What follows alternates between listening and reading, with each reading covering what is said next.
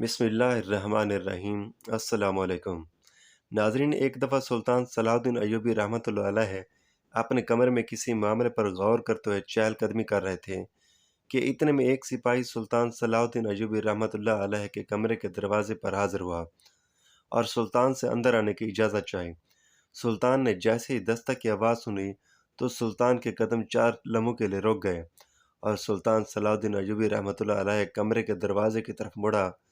سلطان صلاح الدین ایوبی رحمۃ اللہ علیہ نے سپاہی کو اندر بلایا۔ محافظوں نے کمرے کا دروازہ بند کر دیا۔ سپاہی نے سلطان صلاح الدین ایوبی رحمۃ اللہ علیہ کو آ کر خبر دی کہ حضور، نامعلوم جگہ سے ایک جاسوس نے آپ کو اپنے مقام پر ملنے کے لیے پیغام بھیجا ہے۔ نہ ہی اس سپاہی نے سلطان کو جاسوس کا نام بتایا اور نہ ہی جگہ کا، صرف اشارتاً بات کرتے ہوئے وہاں سے چلا گیا۔ لیکن سلطان صلاح الدین ایوبی رحمۃ اللہ علیہ اس جاسوس کا نام بھی جانتے تھے اور جگہ بھی۔ یہ سب سلطان صلاح الدین ایوبی رحمۃ اللہ علیہ اور اس جاسوس کے علاوہ کوئی نہیں جانتا تھا۔ حتیٰ کہ سلطان کے قریبی سپاہی وزیر بھی باتیں نہیں جانتے تھے کہ سلطان کے کون کون سے جاسوس ہیں اور کہاں کہاں موجود ہیں۔ بس اس وقت ان کو خبر ملتی جب سلطان دشمن کے ارادوں کو خاک میں ملا دیتا، اور تاریخ میں یہی ملتا کہ سلطان صلاح الدین ایوبی کی فتوحات کا دارمدار زیادہ تر جاسوسی کے نظام پر تھا۔ سلطان صلاح الدین ایوبی رحمۃ اللہ علیہ نے اپنے ایک معاون کو اپنے پاس بلایا اور کہا، مجھے فلاں لباس اور فلاں جوتے نکال کر دے۔ وہ لباس سلطان صلاح الدین ایوبی اس وقت پہنتے تھے جب اس جاسوس سے ملنے کے لیے روانہ ہوتے، کیونکہ اس لباس کو اس طریقے سے بنایا گیا تھا کہ شکل و صورت سے نہ ہی پتہ چلتا تھا یہ کوئی عام آدمی ہے یا تاجر یا کوئی سپاہی ہے۔ لہٰذا سلطان وہ لباس پہن کر بڑی پھرتیلی سے اپنے قیام گاہ سے اس نامعلوم مکان کی طرف روانہ ہو گیا تاکہ کوئی سلطان کا پیچھا نہ کر سکے۔ سلطان صلاح الدین اس مقام پر پہنچے تو پہلے سے ہی وہ سلطان صلاح الدین ایوبی کے انتظار میں نقاب پوش جاسوس موجود تھے۔ اس نے سلطان کو خبر تھی کہ حضور، فلاں قلعے کا حاکم شہر پر حملہ کرنے کے لیے تیاریاں کر رہا ہے، اور اس بار وہ حملہ سرحد سے نہیں بلکہ شہر کے مرکز پر کریں گے۔ جب یہ سلطان نے خبر سنی تو اس وقت اپنے قیام گاہ کی طرف لوٹنے کے لیے روانہ ہو گئے۔ سلطان اپنے گھوڑے پر تیز رفتاری سے آ رہا تھا کہ سلطان کا گزر ایک چھوٹی سی پہاڑی سے ہوا۔ سلطان نے دیکھا کہ ایک نوجوان پہاڑ کی چوٹی سے چھلانگ لگا کر خودکشی کرنے کی کوشش کر رہا تھا۔ سلطان صلاح الدین نے اپنے گھوڑے کا رخ اس نوجوان کی طرف کر دیا۔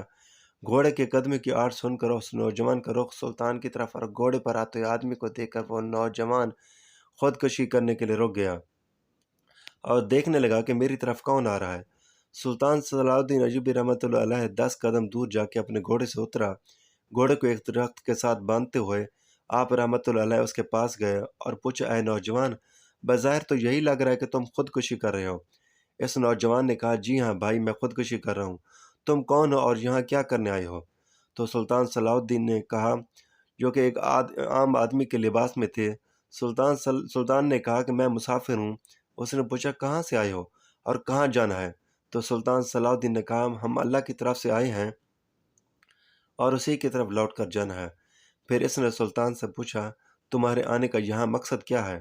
تو سلطان نے دنیاوی جواب کے بدلے میں اس کو حقیقی جواب دیا کہ میں اس دنیا میں اللہ تعالیٰ کا نظام قائم کرنے کے لیے آیا ہوں۔ سلطان کی تینوں جواب سن کر وہ نوجوان تجسس میں بڑھ گیا کہ یہ نوجوان بظاہر جو شکل سے عام آدمی لگتا ہے، جو اللہ کا کوئی بہت ہی پیارا اور بہادر آدمی لگتا ہے۔ پھر سلطان صلاح الدین ایوبی رحمۃ اللہ علیہ نے اس سے پوچھا، اے نوجوان، بتاؤ تم خودکشی کیوں کر رہے تھے؟ جس پر اس نے کہا، بھائی، جس انسان کا ایک ایک لمحہ اذیت سے گزرتا ہو، ایک ایک لمحہ پچھتاوے سے گزرتا ہو، آپ ہی بتائیں وہ زندہ کیسے رہ سکتا ہے؟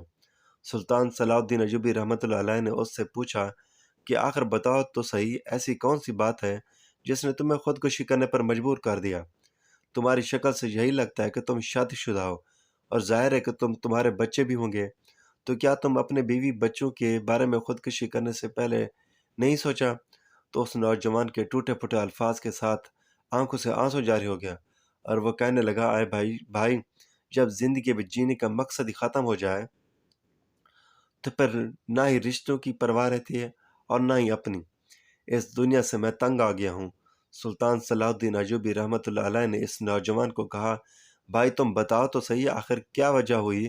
تو اس نے کہا، بھائی میں ایک لوہار ہوں اور میری ایک چھوٹے سے بازار میں لوہار کی دکان ہے۔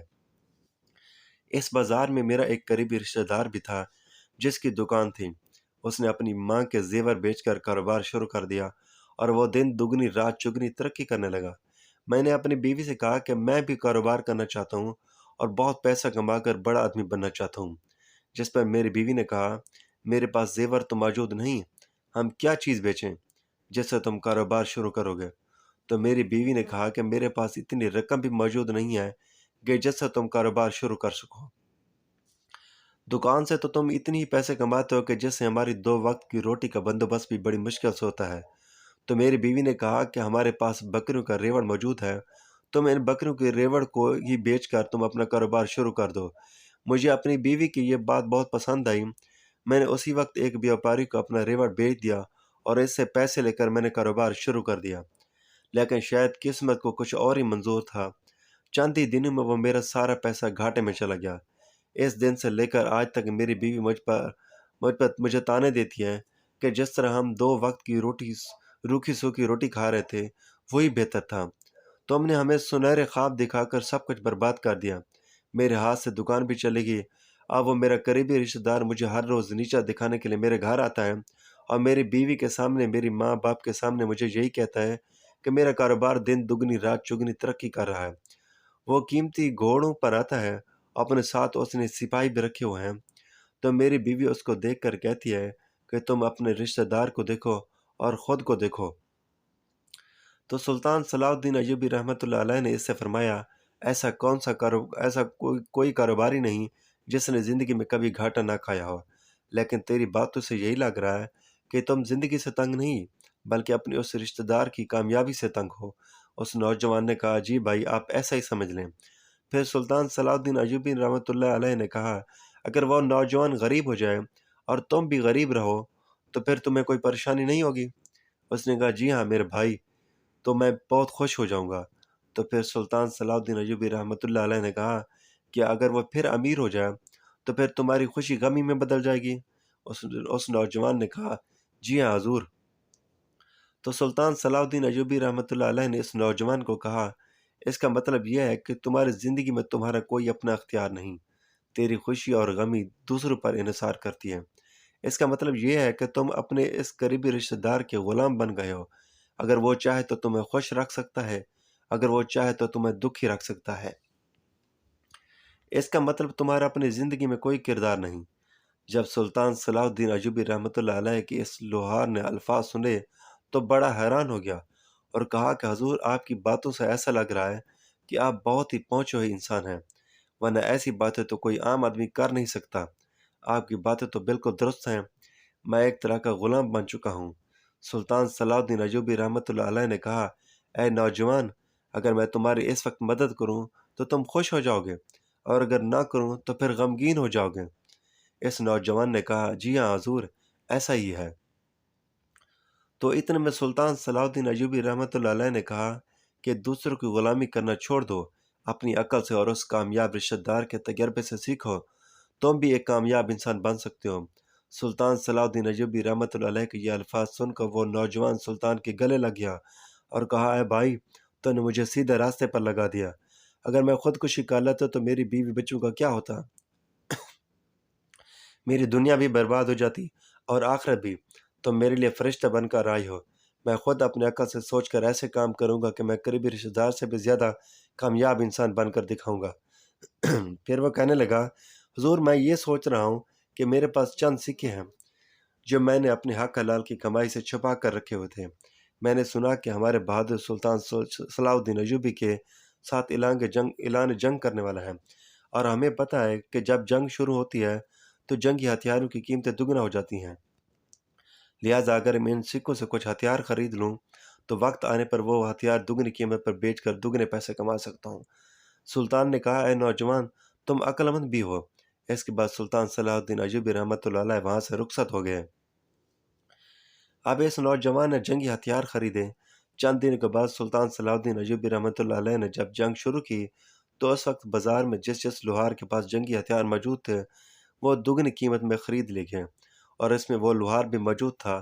اس نے چند سکوں کے بدلے سینکڑوں سکے کما لیا، اور اس کے بعد اس طرح وہ اپنی عقل سے کام کرنے لگا، اور چند ہی ماہ میں وہ بہت بڑا کاروباری بن گیا۔ اب اس کے پاس بہت ہی قیمتی گھوڑے موجود تھے، اپنے ساتھ سپاہی بھی رکھتا تھا۔ گھر والے بہت خوش تھے اور اس کی کامیابی کو دیکھ کر رشتہ دار بھی اس سے بہت حسد کرنے لگا۔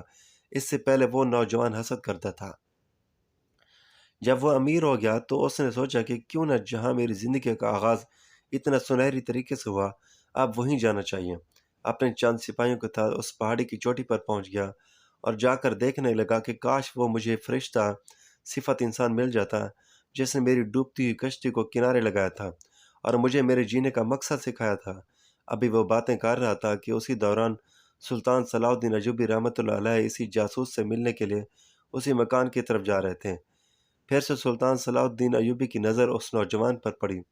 اس نوجوان نے جیسے ہی سلطان کو دیکھا تو اس وقت دوڑتا ہوا سلطان کے گھوڑے کے آگے جا کر کھڑا ہو گیا اور کہا، حضور، تمہارے ایک ایک الفاظ 1000 سکوں کے بدلے تھے، لیکن آپ نے وہ مجھے مفت میں دیے۔ آپ نے مجھے خودکشی کرتے وقت جو باتیں بتائیں، تمہاری ان باتوں پر میں نے عمل کیا اور آج میں ایک بہت... لیکن کیا آپ مجھے اپنے نام بتا سکتے ہو کہ آپ کون ہو، کہاں سے آتے ہو اور کہاں جاتے ہو؟ سلطان نے کہا، ٹھیک ہے، یہ سرزمین جس میں آپ رہ رہے ہیں، وہ سرزمین جس میں تمہیں دشمنی سے کوئی خطرہ نہیں، وہ سرزمین جس پر آپ لوگ بغیر کسی خوف کے نماز پڑھ سکتے ہو، اس سرزمین کا سلطان ہوں میں۔ مجھے سلطان صلاح الدین ایوبی کہتے ہیں۔